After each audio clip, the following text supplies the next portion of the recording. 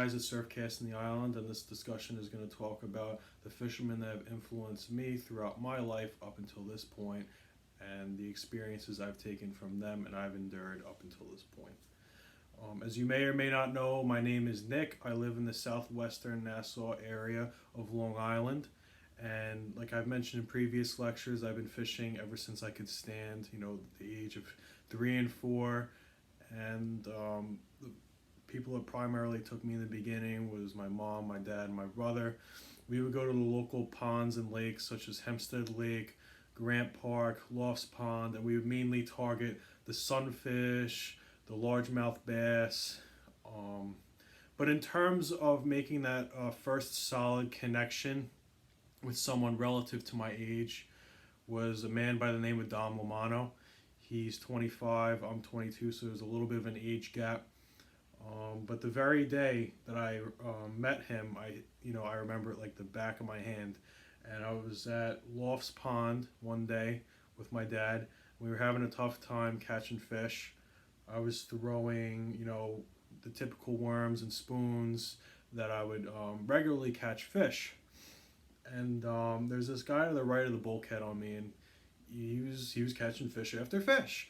And I observed what he was seeing. It was a plastic. I wasn't really too sure what it was, but I went over to him. I asked him, "Hey, what are you throwing? You have 2 or 3 already, and I've only been here 10-15 minutes."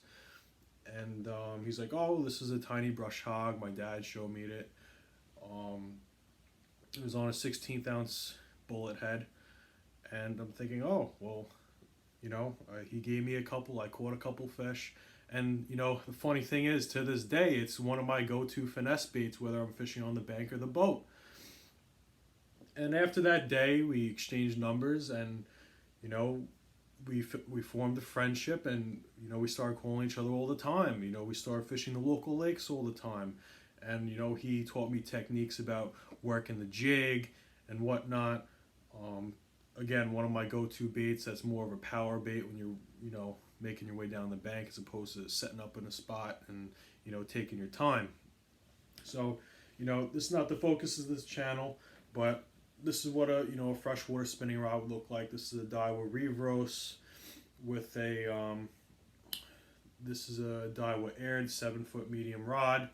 Again, this is great for all, finesse applications and whatnot.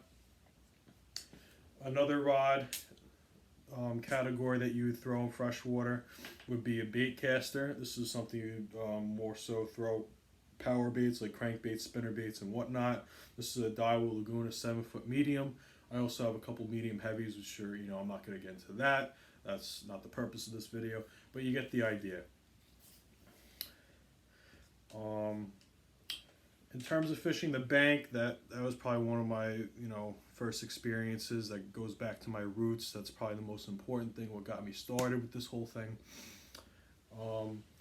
It wasn't until, like I've said in previous lectures, mid-college, beginning of college, where I started fishing the creeks with him. He introduced me to Schoharie Creek in upstate for smallmouth bass and rockfish, and that was probably another very impactful experience because as I've explained, freshwater as a whole is the art of presentation, and the smallmouth up in those creeks get very, very finicky.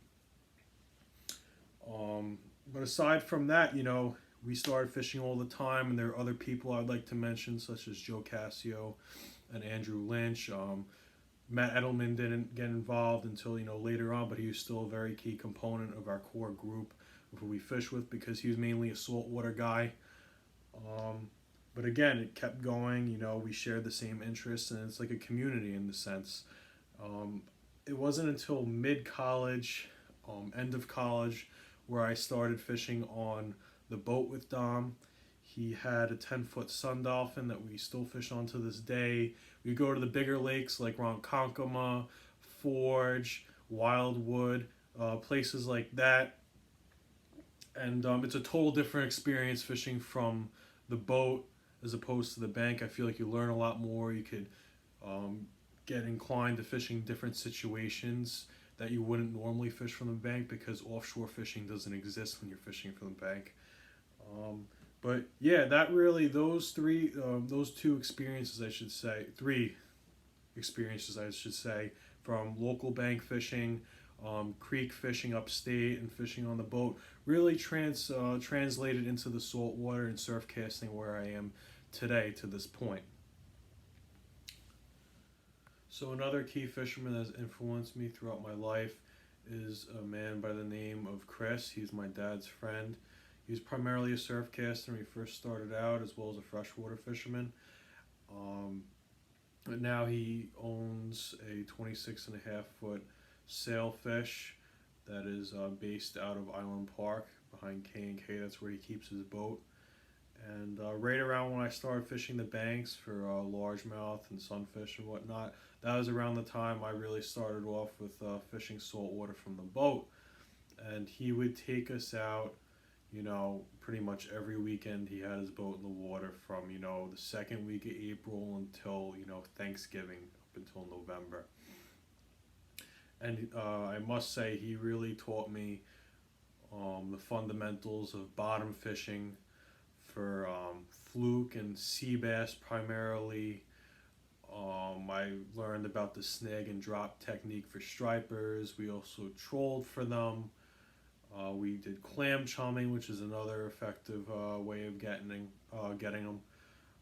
But yeah, those are my very first experiences that really got me into saltwater, other than, fishing on the party boats every now and then when we couldn't go with him if he had something going on family-wise and whatnot.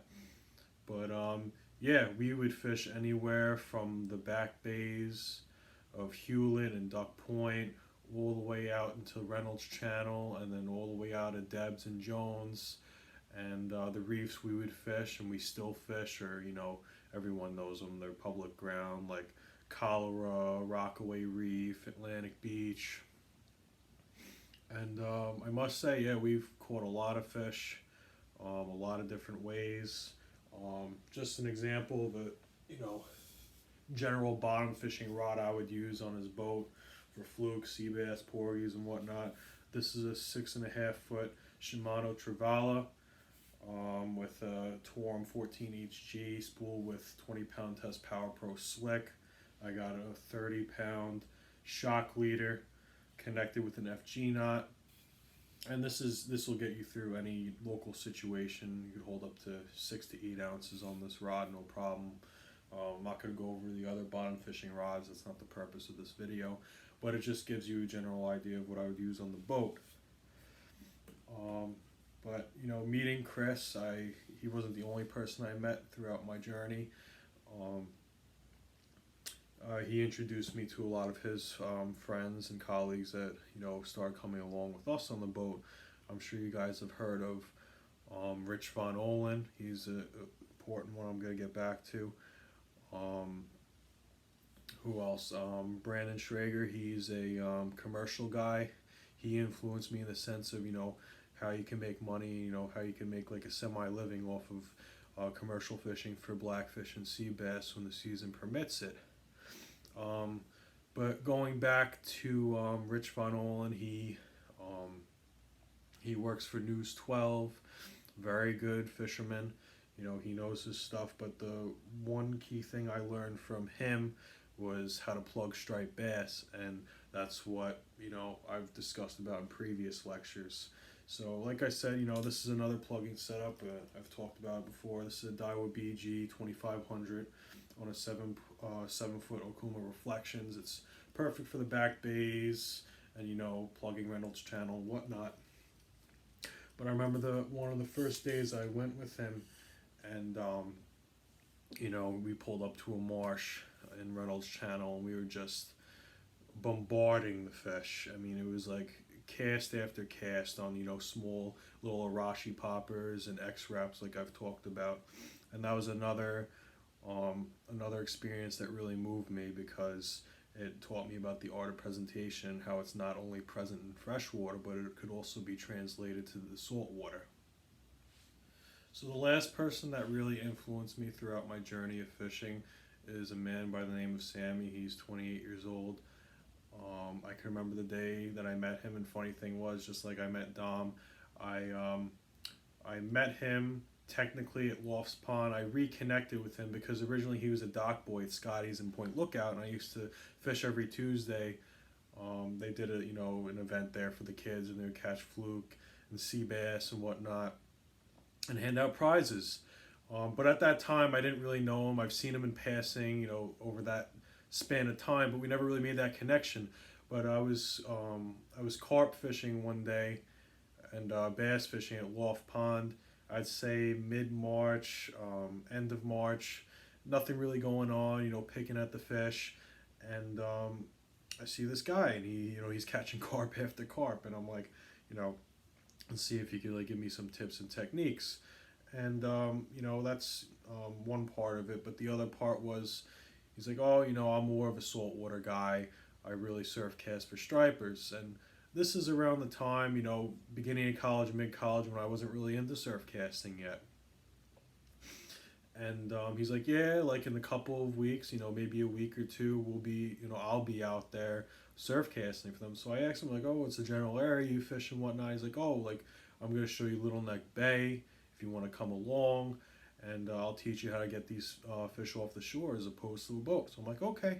So we exchanged numbers, and it wasn't very long until I got that first phone call, and he asked me to join him. So we went, and that was the very first time I caught a striped bass off land, and I was the happiest man alive. And ever since then, I'm like, I gotta be out here all the time surf casting. I gotta catch this bite, I gotta catch that bite, like I've explained in previous lectures. And even he showed me local spots I wasn't really too familiar about, like Bay Park for striped bass. I only thought there was, snappers and some baby bluefish there that you would plug. But we had one day there, I'd say it was the end of April, and we just clobbered the fish. It was, post-frontal easterly winds, and we were just crushing the fish. But that was another, experience that moved me, because he introduced me to some of his friends, like Frank Boney. There's many more that came along that I was affiliated with as well, like Devin Cohen. I may be missing a couple names off the top of my head, but you get the general idea. It was just another community of guys I could call and reach out to when I want to surf cast. And it really moved me, because he was the one that taught me how to work the bucktail, about wind, moon, tide, and how that plays into effect, and determining where you're going to fish and why. Because like I mentioned in previous lectures, and I'll keep stressing, is if one of these factors is missing, it's like the function to an equation.